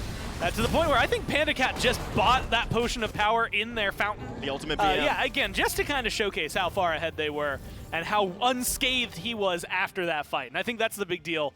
They're engaged, specifically the deep dive. fineokay, you had called it out. Like a couple of blinks ready, and he was just waiting. And he's like, cool, I'm going to salmon leap over the door. Then I'm going to blink in. Once that 3-man knockup happens, it's curtains. Like everything after that point is just over. It feels like it's easy to get aggressive, easy to jump forward for them. And again, I think admirable for them to read the scenario the way it was, where it's like, all right, let's not just like run in like we did on the left side Phoenix and lose somebody. Instead, let's play this a little methodical. Let's jump into the back line, blink to where we need to. And they just played aggressively. Look, when you have that kind of lead, you just get to do that kind of stuff. You get to make plays like that, even if they seem ridiculous. If I remember correctly, Gore, I think buying an item or a potion in the enemy fountain is on SMITE Bingo, right? So you can check that one. There you go. If there's like a Masters Bingo, cross it off. Check that one off. The Jade Dragons, I say no surprise, with a strong 2-0 with their new jungler. If there are any more questions about Scream, they've been answered right here. But there's a couple of handsome gentlemen on the desk to break down this 2-0 victory for us. Handsome gentleman.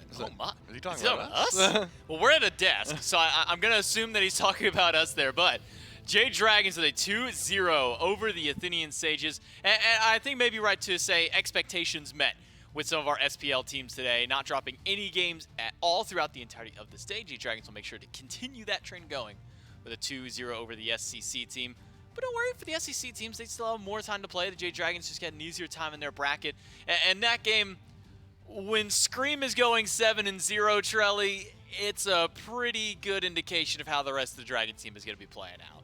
I can do this. Hold on. Okay. When Scream's going 7-0, right, look no further for the hero. There it is. And I just like that. Nice. How does he do it either way? Yeah. In game number 1, he went from 0 to hero. Yeah, he just did. like that. Well, he had 1 kill in game number 1. He wasn't quite 0. He had 1 kill. Okay, fair enough. Couple deaths this time around. He just wasn't feeling that anymore. He wanted to get active early. Worked out. He wanted to get his team ahead early. It worked out. Something like, I remember looking up at a 14,000 gold lead at one point, and I was like, I'm trying to figure out a way that the Sages could fight back into this game, and I was running the numbers, and I couldn't figure out anything. So I think this was a business as usual sort of situation here for the Jade Dragons. They are expected to 2-0 a squad like this, but the Sages, they had some fight back, and you got to give them respect for that.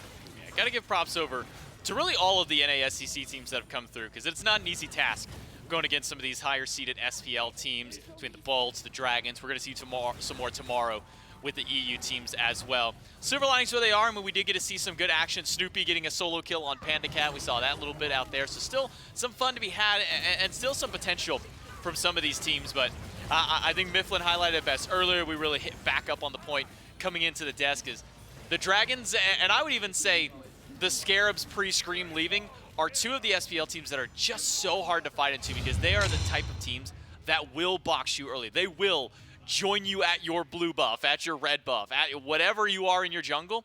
They will be there because they just want to fight you.